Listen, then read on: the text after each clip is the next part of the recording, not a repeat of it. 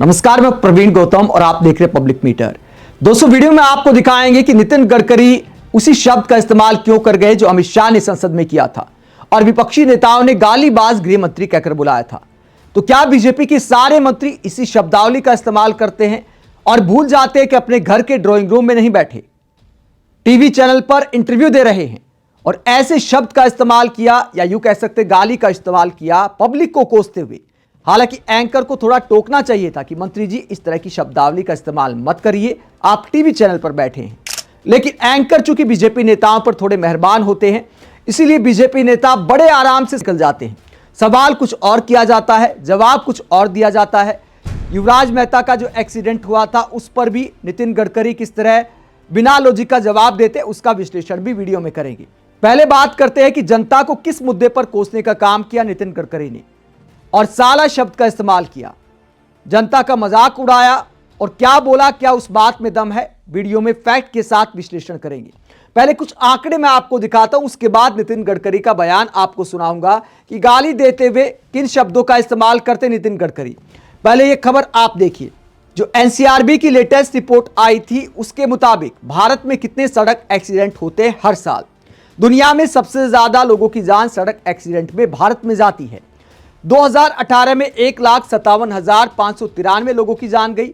2019 में 1,58,984 लोगों की जान गई। उसके बाद 2020 आता है, कोरोना काल था तो लॉकडाउन की वजह से आवागमन कम था, तो इसीलिए कम एक्सीडेंट में लोगों की जान गई। 1,38,383 आंकड़ा कम हो जाता है, लेकिन इसमें बड़ा योगदान इस बात का है कि चक्का ही जब जाम था, बहुत कम लोग घर से बाहर निकल रहे थे, तो जाहिर सी बात है सड़क एक्सीडेंट भी कम होंगे। तो 1,38,383 लोगों की जान गई। 2021 में 1,53,972। उसके बाद 2022 में जब कोरोना काल से पूरी तरह हम बाहर थे, आंकड़ा बढ़कर 1,68,491 तक पहुंच जाता है। तो एनसीआरबी की रिपोर्ट में जो 2022 तक के आंकड़े हैं, हर साल तकरीबन मरने वालों की तादाद बढ़ती जाती है सड़क एक्सीडेंट में, कोरोना काल को छोड़कर। हर साल की यही कहानी है। लेकिन क्या इसके लिए सिर्फ पब्लिक जिम्मेदार है? क्या सरकार की जवाबदेही नहीं है? इन एक्सीडेंट में मरने की वजह क्या बताई गई है? ज्यादातर एक्सीडेंट की वजह क्या बताई गई है? 2022 के आंकड़े आप देखिए, सबसे ज्यादा जान गई है ओवर स्पीडिंग की वजह से 1,19,904। इसके बाद नशे में गाड़ी चलाने की वजह से जो एक्सीडेंट हुए उसमें 4,201 लोगों की जान गई। रॉन्ग साइड गाड़ी चलाने में 9,094 लोगों की जान गई। इसके बाद रेड लाइट जंप में 1,462 लोगों की जान गई और मोबाइल फोन का इस्तेमाल करते हुए गाड़ी चलाने में 3,395 लोगों की जान गई। तो ये जानकारी दी गई है। इसके बाद आप देखिए अदर्स में 30,435 लोगों की जान गई। तो ये 2022 में सड़क एक्सीडेंट में मारे गए लोगों की जानकारी है, किस वजह से और कितने लोगों की जान गई। अब नितिन गडकरी क्या कहते हैं पूरे मसले पर, पहले उनका बयान भी सुन लेते हैं कि पब्लिक को कोसते हुए वो क्या कहते हैं, मजाक उड़ाते हुए, साला शब्द का इस्तेमाल करते हुए क्या कहते हैं, जरा सुनिए। ये जो कानून के प्रति डर भी नहीं और सम्मान भी नहीं, तो अब आखिरकार मुझे आपको बताते हुए अच्छा नहीं लग रहा। मैंने हमारे अधिकारियों को कहा कि हिंदुस्तान का हर नागरिक ये वर्ल्ड स्टैंडर्ड का एथलीट प्लेयर है, ऐसा समझकर आप रोड डिवाइडर बनाओ। तो नितिन गडकरी यहां पर कहते हैं कि डिवाइडर के पार लोग चले जाते हैं, तो डिवाइडर ऐसा बनाओ कि पार ना कर पाए। और आगे किस शब्द का इस्तेमाल करते हैं, कहते अगर वो कूदता है तो साला ऐसी चीज करो उसके लिए मुश्किल हो जाए।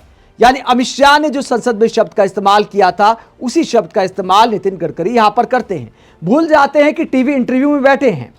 आगे कहते हैं अब वो भी कर रहे हैं कि रोड को कवर कर रहे हैं, फुटओवर ब्रिज में दिव्यांगों के लिए लिफ्ट लगाने का काम कर रहे हैं कि वो क्रॉस हो जाए, फिर भी लोग कहीं भी जाते हैं।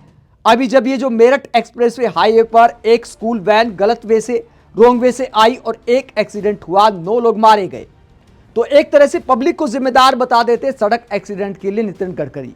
लेकिन क्या सिर्फ पब्लिक जिम्मेदार है? मैं कुछ खबरें आपको दिखाता हूं, उसके बाद आंकड़ों का जो मैंने आपको ग्राफ दिखाया था उसका विश्लेषण भी करेंगे, क्या नितिन गडकरी की बात में दम है। ये खबरें आप देखिए। धनकोर सिकंदराबाद रोड पर गड्ढों से हादसों का खतरा, सड़क खराब, 22 घंटे पहले की खबर है। दोपहर नेशनल हाईवे किनारे गड्ढा, हादसे का खतरा। अगली खबर आप देखिए, स्पीड ब्रेकर पर सफेद पट्टी, भरे जा रहे गड्ढे, ग्रेटर नोएडा में जो एक्सीडेंट हुआ था उसके बाद इस तरह की कार्रवाई की जा रही है। उससे पहले प्रशासन नहीं चेता। सड़क हादसे को न्योता, सड़क पर 5 फीट चौड़ा 15 फीट लंबा गड्ढा। चंद बैसाखियों के सहारे दिल्ली में सड़कों के खतरनाक गड्ढे। नोएडा दिल्ली के ये हालात है तो आप सोच कर देखिए देश के क्या होंगे। दिल्ली के अलीपुर फ्लाईओवर का हिस्सा धंसा, गड्ढे में गिरा ऑटो रिक्शा। दिल्ली अलवर राष्ट्रीय राजमार्ग पर गड्ढे होने की वजह से बढ़ रही मुश्किलें।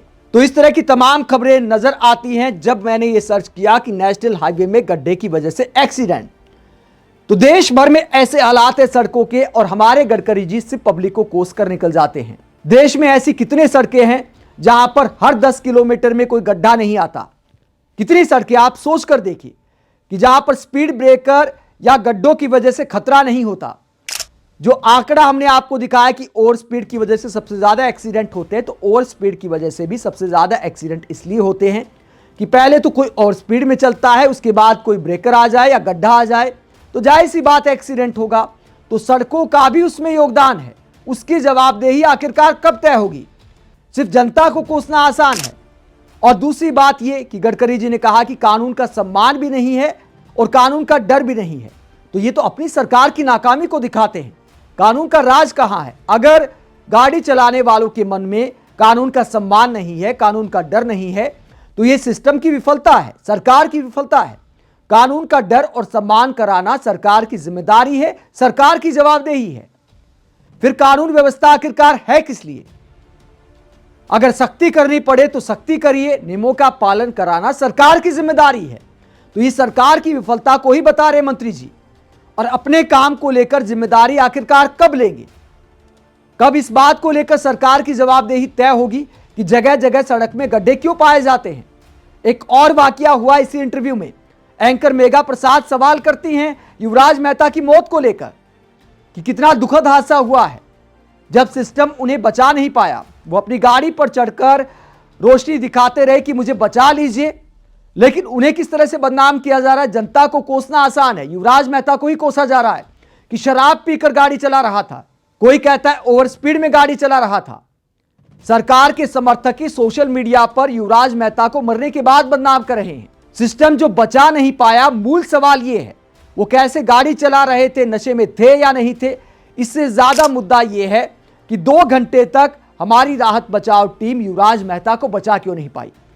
और नितिन गडकरी से जब सवाल किया जाता है तो नितिन गडकरी ये बताने लगते हैं कि देखिए हम नियमों में बदलाव कर रहे हैं। जो रोड एक्सीडेंट होते हैं उसके बाद लोग छोड़कर चले जाते हैं, तो उसको लेकर भी हमने नियमों में बदलाव किया है। यानी सवाल पूछा जाता है इस बात को लेकर कि युवराज मेहता बच नहीं पाए। जवाब आता है कि देखिए हम ये नियम बदल रहे हैं, हम वो नियम बदल रहे हैं, पब्लिक को प्रोत्साहित कर रहे हैं। भैया पब्लिक का प्रोत्साहन अपनी जगह है, सरकार की क्या जिम्मेदारी है? अब राहत बचाव का काम भी क्या सिर्फ पब्लिक करे? ठीक है, आपने किसी का एक्सीडेंट देख लिया, अगर आप मदद कर सकते हैं तो करनी चाहिए।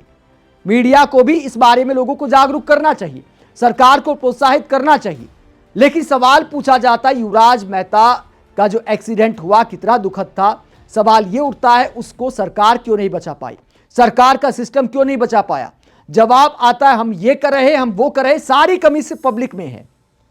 तो क्या सड़क परिवहन मंत्री को इस तरह की बयानबाजी शोभा देती है? इस तरह की बयानबाजी तब की जाती है जब सड़कों के मामले में रामराज आ जाए, सड़कों को लेकर शिकायतें खत्म हो जाए, सड़कों को लेकर 10 में से कम 7-8 नंबर आप सरकार को दे सके। लेकिन क्या वाकई ऐसा है? आप क्या सोचते, देश के हाईवे से लेकर तमाम सड़कों का क्या हाल है? क्या सड़क पर जो एक्सीडेंट होते हैं उसके लिए सिर्फ पब्लिक जिम्मेदार है या सरकार की भी जवाबदेही बनती है? कमेंट बॉक्स में अपनी राय जरूर दें, साथ ही चैनल को सब्सक्राइब भी करें। नमस्कार।